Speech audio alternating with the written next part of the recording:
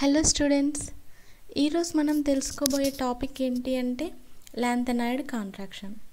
Atomic రేడియస్ని base చేసుకొని మనం ఈ లాంథనాయిడ్ కాంట్రాక్షన్ గురించి తెలుసుకుందాం. అసలు ఈ లాంథనాయిడ్ కాంట్రాక్షన్ అంటే ఏంటి, ఎందుకు జరుగుతుంది, ఎలా జరుగుతుంది, దాని గురించి ఈరోజు మనం తెలుసుకుందాం. సో లాంథనాయిడ్స్ అంటే మనకు తెలుసు already, cerium to lutetium. Cerium దగ్గర నుంచి ల్యూటీషియం దగ్గర వరకు ఉన్న వాటిని మనము లాంథనాయిడ్స్ అంటారు. వాటి అటామిక్ నెంబర్ ఏంటంటే 58 నుంచి 71 వరకు ఉంటుంది. 58 to 71.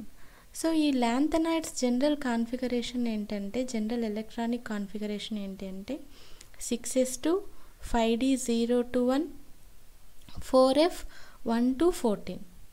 ఓకే, ఇక్కడ 4f ఎలక్ట్రాన్స్ అనేటివి ఇక్కడ నుంచి స్టార్ట్ అయిపోతుంది. లాంథనాయిడ్స్ అనేటి ఇక్కడ నుంచి స్టార్ట్ అయిపోతుంది, సీరియం టు ల్యూటీషియం. ఓకే, సో 58 నుంచి 71 వరకు లాంథనాయిడ్స్ అనేటి ప్రజెంట్ అయి ఉంటుంది. ఓకే, మనము లాంథనాయిడ్ కాంట్రాక్షన్ డెఫినేషన్ చూసుకున్నట్లయితే, the gradual decrease in atomic radius from cerium to lutetium is called as lanthanoid contraction. So వీళ్ళు మనకేం చెప్తున్నారు, gradual decrease in atomic radius from cerium to lutetium. Cerium దగ్గర నుంచి lutetium వరకు atomic radius అంటే nothing but size only. ఈ size అనేది decrease అయిపోతుంది. అలా డిక్రీజ్ అయిపోయేదాన్నే మనం లాంథనాయిడ్ కాంట్రాక్షన్ అని అంటున్నారు. ఇన్ జనరల్ మామూలుగా అటామిక్ నెంబర్ అనేది పెరిగే కొద్దీ అటామిక్ సైజ్ కూడా పెరుగుతుంది. సైజ్ అంటే గుర్తుపెట్టుకోండి, రేడియస్ని మనం సైజ్ అని కూడా అంటున్నాం. ఓకే, అటామిక్ నెంబర్ అనేది పెరిగే కొద్దీ అటామిక్ రేడియస్ కూడా పెరుగుతుంది. కానీ ఇక్కడ లాంథనాయిడ్ కాంట్రాక్షన్లో ఏం జరుగుతుంది అంటే గ్రాడ్యువల్ డిక్రీజ్ అయిపోతుంది. Gradual decrease in atomic radius from cerium to lutetium. Decrease అయ్యేదాన్ని మనం ఏమంటున్నామంటే లాంథనాయిడ్ కాంట్రాక్షన్ అంటున్నాం.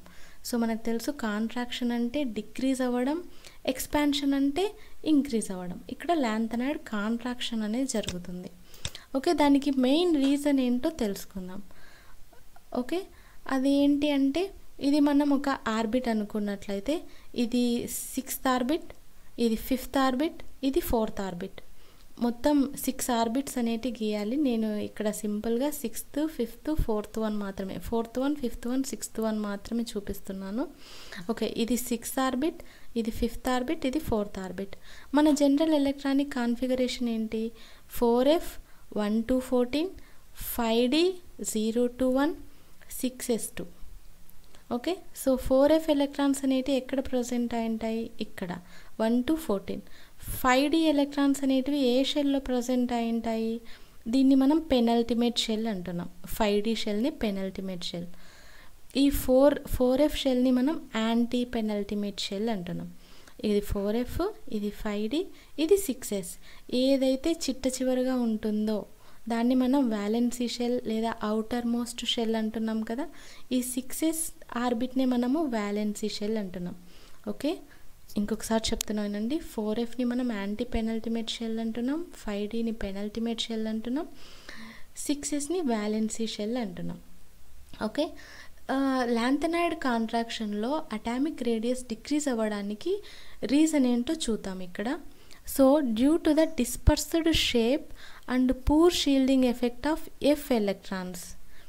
సో మనకి తెలుసు, ఎస్ ఆర్బిటాల్కి ఏ షేప్ ఉంటుంది, స్పెరికల్ షేప్. పి ఆర్బిటాల్కి ఏ షేప్ ఉంటుంది, డంబెల్ షేప్. డి ఆర్బిటాల్కి ఏ షేప్ ఉంటుంది, డబుల్ డంబెల్ షేప్. ఎఫ్ ఆర్బిటాల్కి డిస్పర్స్డ్ షేప్ అనేది ఉంటుంది. Okay, so due to the dispersed shape of F electrons and poor shielding effect. మనకు తెలుసు, షీల్డింగ్ ఎఫెక్ట్ అంటే ఇక్కడ నుంచి ఇక్కడికి, 4, 5 ఎలక్ట్రాన్స్. షీల్డింగ్ ఎఫెక్ట్ అంటే ఏంటి, అవుటర్ మోస్ట్ ఆర్బిట్లో ఉన్న ఎలక్ట్రాన్స్కి న్యూక్లియర్ అట్రాక్షన్ జరగకుండా మధ్యలో స్క్రీన్ అనేది ఫామ్ చేసేదాన్నే మనము స్క్రీనింగ్ ఎఫెక్ట్ లేదా షీల్డింగ్ ఎఫెక్ట్ అంటున్నాం. ఈ 4f ఎలక్ట్రాన్స్కి ఏముంటుందంటే పూర్ షీల్డింగ్ ఎఫెక్ట్ ఉంటుంది, at the same time dispersed shape అనేది ఉంటుంది. సో ఇక్కడ స్క్రీన్ అనేది 4f ఎలక్ట్రాన్ ఫామ్ చేయలేవు కాబట్టి ఈ న్యూక్లియర్ అట్రాక్షన్ అనేది అవుటర్ మోస్ట్ ఆర్బిట్ పైన ఎఫెక్టివ్గా పడుతుందన్నమాట. సో న్యూక్లియర్ అట్రాక్షన్ అనేది ఎక్కువగా ఉంటే ఏం జరుగుతుంది, అవుటర్ మోస్ట్ ఆర్బిట్ అట్రాక్ట్ చేయబడుతుంది. అంటే ఏమవుతుంది, సైజ్ రేడియస్ అనేది డిక్రీజ్ అయిపోతుంది. ఓకేనా.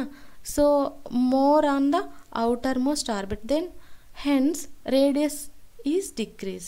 సో ఈ రీజన్ వల్ల ఏం జరుగుతుంది అంటే లాంథనైడ్ కాంట్రాక్షన్ అనేది జరుగుతుంది. ఐ మీన్ సైజ్ అనేది డిక్రీజ్ అయిపోతూ ఉంది. ఓకే. సో రీజన్స్ చూసుకున్నట్లయితే the 4f electrons are present in the inner shell because of the dispersed shape of f orbital and poor shielding effect of electrons. Okay, మనం already చెప్పుకున్నాం కదా. Next, these 4f electrons which are present in the 4th orbit, they are having very less screening effect because of this less screening effect nuclear attraction అనేది ఎక్కువగా ఉంటుంది. Nuclear attraction అనేది ఎక్కువగా ఉంటే ఏం జరుగుతుంది, ఆర్బిట్కి then outermost orbit slowly moving towards the nucleus, then the distance will decrease. Then atomic radius అనేది ఏం జరుగుతుంది, డిస్టెన్స్ అనేది డిక్రీజ్ అయిపోవడం వల్ల అటామిక్ రేడియస్ కూడా తగ్గిపోతుంది. So due to this reason, ఈ రీజన్ వల్ల ఏం జరుగుతుందంటే లాంథనైడ్ కాంట్రాక్షన్లో అటామిక్ రేడియస్ అనేది తగ్గిపోతూ ఉంటుంది. ఐ మీన్ గ్రాడ్యువల్గా డిక్రీజ్ అయిపోతూ ఉంటుంది. ఓకే స్టూడెంట్స్, ఇది డెఫినేషన్. రీజన్ అనేది అర్థమైపోయింది కదా, ఎందుకు లాంథనైడ్స్లో గ్రాడ్యువల్గా డిక్రీజ్ అయిపోతుంది అటామిక్ రేడియస్ అనేది. ఎందుకోసం అంటే nuclear attraction due to the poor shielding effect and dispersed shape. F ఎలక్ట్రాన్స్కి ఐ మీన్ ఎఫ్ ఆర్బిటాల్స్కి పూర్ షీల్డింగ్ ఎఫెక్ట్ ఉండడం వల్ల, ఇంకొకటి డిస్పర్స్డ్ షేప్ ఉండడం వల్ల ఇక్కడ ప్రాపర్ స్క్రీన్ అనేది ఫార్మేషన్ చేయలేవన్నమాట. ప్రాపర్ స్క్రీన్ అనేది ఫామ్ చేసింటే న్యూక్లియర్ అట్రాక్షన్ అనేది ఏం జరుగుతుంది, ఇక్కడే స్టాప్ అయిపోతుంది, అవుటర్ మోస్ట్ ఆర్బిట్ వరకు రాదనమాట. ఇక్కడ పూర్ షీల్డింగ్ ఎఫెక్ట్ ఉంది కాబట్టి ఏం జరుగుతుంది, న్యూక్లియర్ అట్రాక్షన్ అనేది అవుటర్ మోస్ట్ ఆర్బిట్ వరకు వచ్చి ఏం జరుగుతుంది, అట్రాక్ట్ చేసుకోవడం వల్ల ఈ సైజ్ అనేది డిక్రీజ్ అయిపోతుంది. అందుకోసం ఈ లాంథనైడ్ కాంట్రాక్షన్లో సైజ్ అనేది డిక్రీజ్ అయిపోతుంది. ఓకే స్టూడెంట్స్, లాంథనైడ్ కాంట్రాక్షన్ అంటే ఏంటో అర్థమైందా? ఒకవేళ అర్థం కాకపోతే కమెంట్ సెక్షన్లో కమెంట్ చేయండి, నేను మళ్ళీ ఎక్స్ప్లెయిన్ చేస్తాను. దెన్ ఈ వీడియో మీకు నచ్చినట్లయితే నా ఛానల్ని సబ్స్క్రైబ్ చేయండి, లైక్ చేయండి, షేర్ చేయండి. ఒకవేళ మీరు న్యూ సబ్స్క్రైబర్ అయితే న్యూ సబ్స్క్రైబర్ అని కమెంట్ చేయండి, నేను అప్పుడు మీతో ఇంటరాక్ట్ అవ్వచ్చు. Okay students, thank you for watching. Next వీడియోలో మనం లాంథనైడ్ కాన్సిక్వెన్సెస్ ఏంటో తెలుసుకుందాం. ఓకే.